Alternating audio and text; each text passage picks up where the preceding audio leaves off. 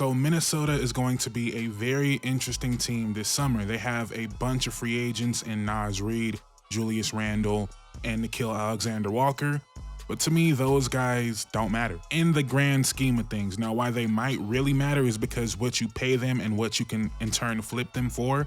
Like if you can get Julius Randle to extend on a team-friendly deal and he becomes real trade bait, or you could get him on a sign and trade, whatever it might be, that might matter a lot. Naz Reid, I think we're all at the point where we can accept Naz Reid as like a great six-man scorer off the bench, but I don't think anyone is rushing to pay Naz Reid starting center minutes, so I don't think Minnesota's gonna have to worry about that too much this summer. So when I say they don't matter, of course they matter, right? Of course they matter, but my bigger point is I believe their offseason comes down to two players and how they actually feel about these two players, because it's not as black and white as some people will make it out to be. And those players are Jaden McDaniels and Rob Dillingham. And I point out those two guys because those are the guys that Minnesota fans will look at and say future all-stars. And they're also linked to me because I believe Minnesota should be trying to get a real, I want to say point guard, I would say playmaker. I'm not sure what other playmaker you're going to get. Obviously, Julius Randle was a reasonable facsimile of that, but I believe they need another playmaker, a better playmaker. And obviously you would think point guard, right? So that's why they're connected, because one, if you want to go get an all-star point guard, would you be willing to give up Jaden McDaniels? Two, maybe you believe Rob Dillingham is that all-star point guard. So it's interconnected to me, but I've seen people online saying they wouldn't give up Jaden McDaniels for Darius Garland. And in a vacuum, that's a little bit crazy, but if you're Minnesota and you actually really believe in Rob Dillingham as a starting point guard, then no, you wouldn't do that deal. So that's why I'm focused on those two. And I'll get into the Kevin Durant of it all in a second, but I'm somewhere in the middle with Jaden McDaniels. I don't believe he's gonna be this, you know, multiple time all-stars. Do I believe he could be a borderline all-star, make one, maybe two one day? Sure, I could see that happening, but I wouldn't bet on it. When you look at some of the great players in the game today that aren't all-stars and might never be all-stars, I could for sure see a world where Jaden McDaniels is not an all-star, and he had a very rough start to this year. I remember making videos about it, and he did have somewhat of a breakout year this year. Before this year, he had 0 double-doubles in his career, which was crazy to me. Then he has 10 this year, career high in points, barely career high in boards, career high in steals. So the arrow is definitely pointing up, but how far up are we talking? Because we look at his skill set, we look at his size, and we imagine what that could be. And he definitely showed us more flashes of what that could be this year. But you look at his stats compared to Aaron Nesmith, they're pretty damn similar. And one is talked about like a future all-star, and one is just a role player. So where is the line going to be? And the reason why I would keep Jaden McDaniels is because the deal he's on and the chance that he does become this all-star player. But you look at his deal compared to OG Anunoby, who I believe is a similar level of a player, but OG Anunoby is a very good shooter and a great corner shooter, where you look at Jaden McDaniels, not a good shooter, a decent rebounder, doesn't get to the line, not a good passer. There are real limitations in his game that make me doubt he's going to reach this all-star status, but his age, his talent on his deal is always going to be extremely valuable. So when a superstar player does become available, his name is going to be included in those conversations. But there is a chance this is just who he is, which is a hell of a player and worth it on his deal, but not someone you don't give up for Darius Garland, not someone you wouldn't throw in a Trae Young deal, not someone you wouldn't give up for John Morant, right? If this is who he's going to be, that's a great player, but that's not someone you make one of the 3 pillars of your franchise. At least I wouldn't think so.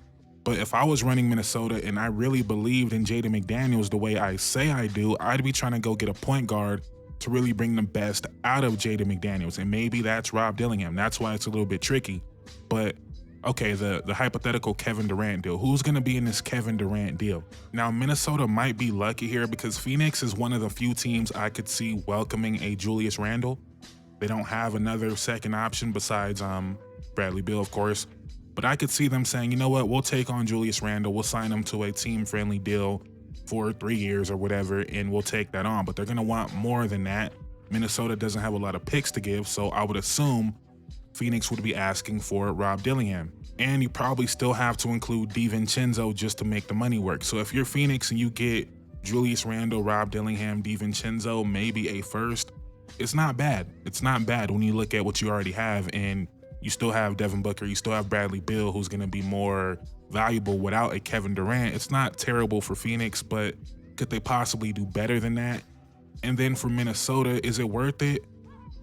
Again, depends on how you feel about Rob Dillingham, but sure, it's worth it. You walk out with Anthony Edwards, Rudy Gobert, Kevin Durant, Jaden McDaniels, Naz Reid. But to me, I wouldn't do it. One, because I still don't believe that team would be good enough. I don't believe bringing in another 4 is what you should be doing when you have Jaden McDaniels and Naz Reid and you're trying to get the most out of those guys. I don't think bringing in Kevin Durant does that, right? But also, okay, you get Kevin Durant. So 2 years from now, Mike Conley's retired, Gobert's extremely washed, and Kevin Durant is out the door. Now all of a sudden you look up and it's time to pay Jaden McDaniels. And Kevin Durant, I don't want to downplay what he would be doing there, but you would be bringing in Kevin Durant to essentially be your second creator. And that's not what I would want from Kevin Durant at this state in his career. I said it before, if I'm getting Kevin Durant, I want Kevin Durant to walk into a place where all we need you to do is get buckets. They would be relying on Kevin Durant to be their backup point guard. He would be their backup center a lot of times. That's why, to me, my favorite Kevin Durant destination is Denver, where we got Jokic, we got Jamal Murray, we got our playmakers, we got Aaron Gordon, who does all the dirty work. He's another connector on the team. All we need from UKD, get buckets, right? In Minnesota, they would be relying on him to do a lot, and he's about to be 40 years old. I just wouldn't be signing up for that, especially if I truly believe that Jaden McDaniels has this all-star leap inside of him. Let's give him the runway to do that. Let's let him operate in those areas of the court that Kevin Durant would be. And instead of going out and getting a shot creator like Kevin Durant, who's going to be doing a bunch of ISOs, going to be operating in the post and the mid-range, which is fine. But when you look at this team, I feel like they need a true playmaker to really accentuate what McDaniels and Naz Reid and even Anthony Edwards do best, right? I don't think Ant needs a player next to him to be taking those shots that Kevin Durant is going to take. I'm not saying it couldn't work. I'm saying I don't know if it would work. And I might feel differently about it if Rudy Gobert was prime Rudy Gobert. And I say that because Rudy Gobert needs more help defensively than he did a couple years ago. And Kevin Durant is a good defender, right? But he's not someone you want to be relying on to be the 4 in today's NBA that's getting bigger, right? We're seeing a lot more teams go 2 bigs. And I would also feel differently about it if Kevin Durant was younger, obviously, right? But I'm saying, like, even though I'm not criticizing, even though I'm questioning, like, the type of player Kevin Durant is next to Anthony Edwards, if it was a 28-year-old and I could envision those guys growing together, okay, I'd say they could figure it out. But for a 2-year run with Kevin Durant, why? Like, I really don't like it for Minnesota. And I know Ant and Devin Booker are different players, but if I'm Minnesota and I just seen that, why would I be in such a hurry to put Kevin Durant next to Anthony Edwards? I just don't. It seems like it would be more of a cool thing to do than the actual right thing to do here. And I know that sounds so absurd to say about adding Kevin Durant, but when I look at Jaden McDaniels and Anthony Edwards, Kevin Durant is not the guy I say is going to make them better. Now, maybe they could learn a lot individually, but on the court, when I look at those guys, that's not who I want to put next to him. So what is the actual solution? Again, back to Rob Dillingham. If you really believe in him, you have the luxury of being young and being able to let him really try to figure it out. Just give him the starting point guard position next year if you truly believe in that. And if you truly believe in Jaden McDaniels the way you say you do, you move on from Julius Randle and don't worry too much about what you get back, because you are opening up space for Jaden McDaniels to be that player offensively. And if he is that guy, and if Rob Dillingham is good, then you don't need that much. You have role players. Rudy Gobert, you're kind of just stuck with Rudy Gobert at this point. We all knew what it was. He raises your floor, kind of caps your ceiling offensively. I think you got to ride it out with Rudy here. I don't think you're getting much for him that's going to make you a better team than he does already. So I think you got to stay with Rudy and just build with this team. Build with your young core of Ant, McDaniels, Naz Reid, Rob Dillingham, Terrence Shannon. That's if you truly believe in Rob Dillingham. If you don't, if you're iffy on that, I would say go out and get a true point guard. Or in the event that you could move on from Rudy, I would say get a playmaking 5, which there aren't that many of those. Only like Sabonis comes to mind. Sabonis is going to be available, He is going to be available. I don't know how I would feel about that one. I got to think about that one.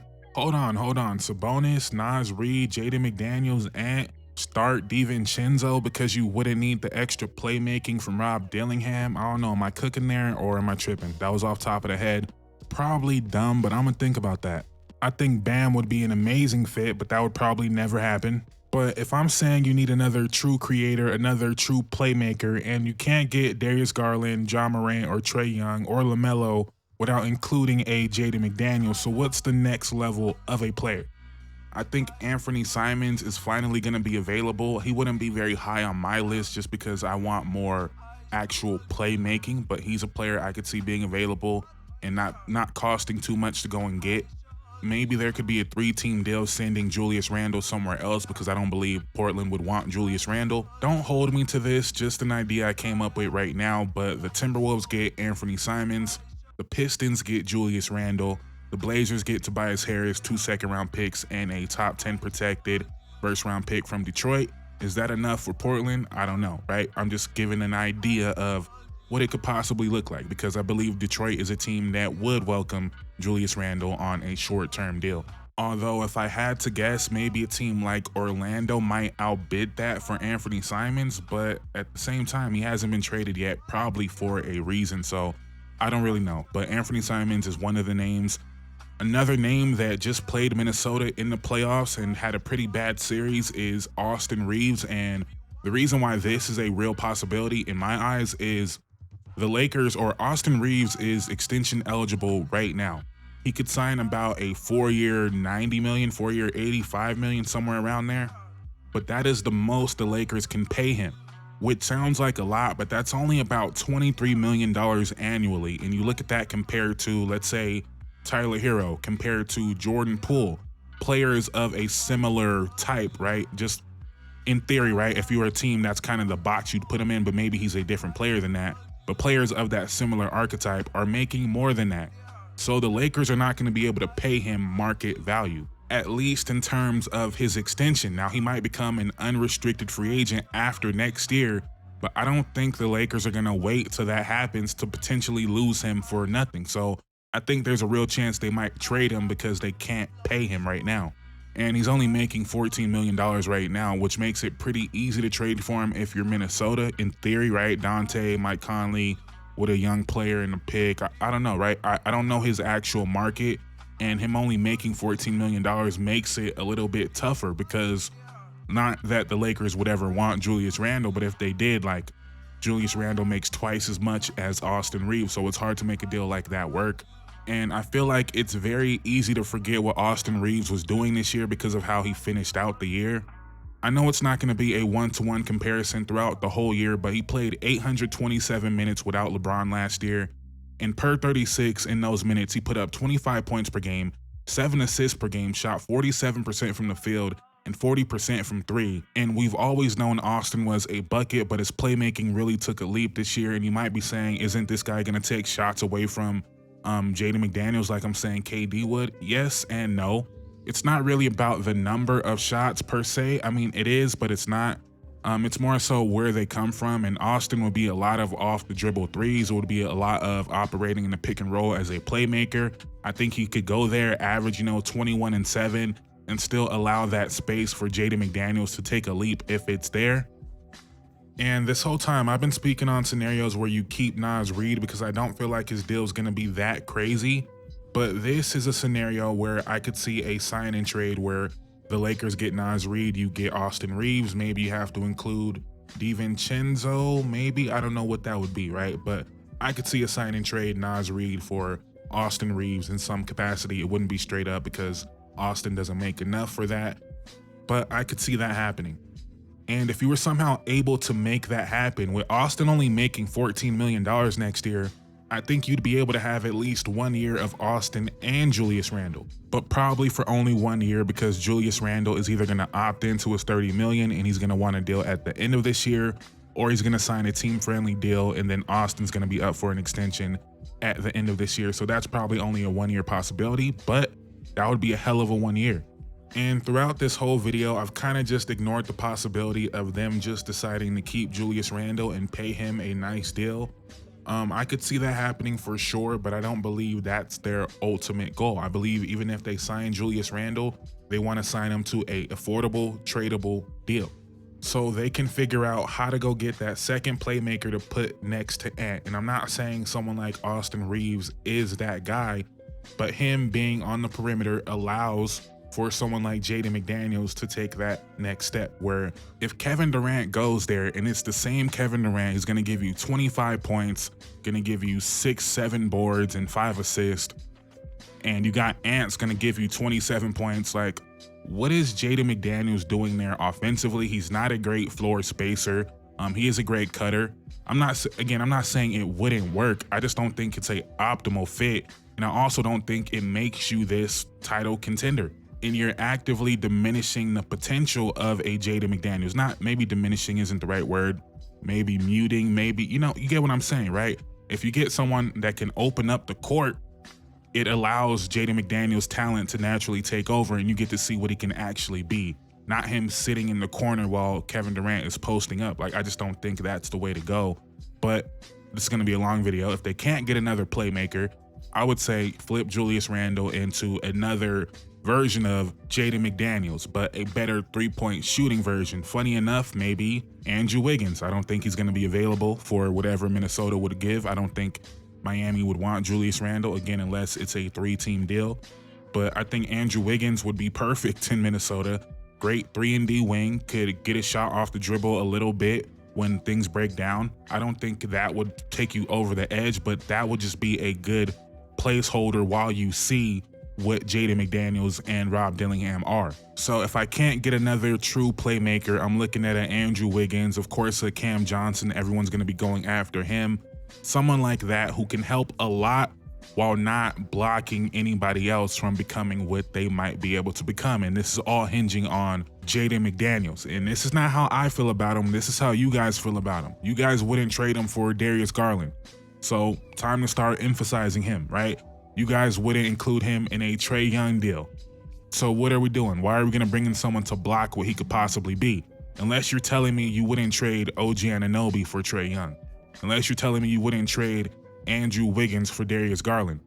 Because that's the level of player McDaniels is right now. And offensively, he's not even that level of player. He's not Andrew Wiggins or OG Anunoby or Mikal Bridges offensively. But you guys are saying he has another step he can get to. So let's see him get to that step and not bring in Kevin Durant for 2 years. And then you're going to look up and Kevin Durant's going to be retired. Jaden McDaniels is going to be up for an extension.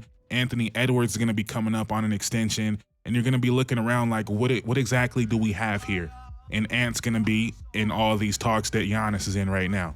But I feel like y'all can't have it both ways. Jaden McDaniels can't be this 3-and-D role player that's untouchable.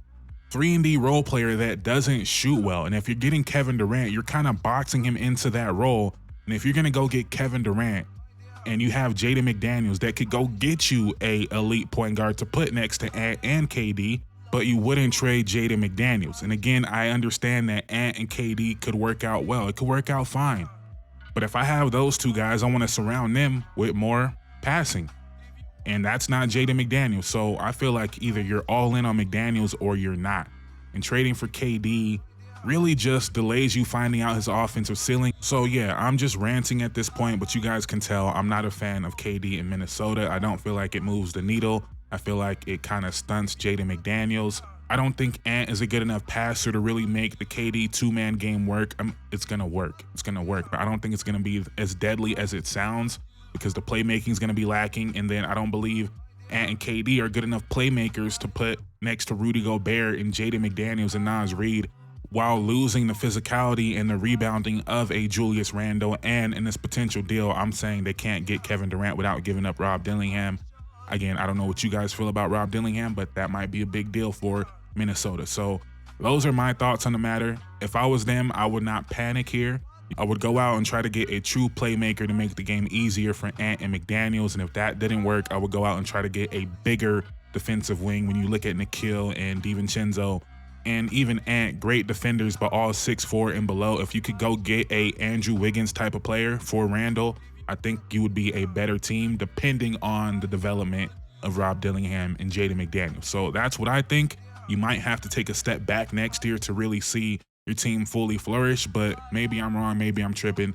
Maybe they should go get Kevin Durant. Let me know what you guys think in the comments down below. Please like, comment, subscribe. On the road to 10,000 subscribers. It would mean the world to me. Thank you guys so much for watching. I'm out.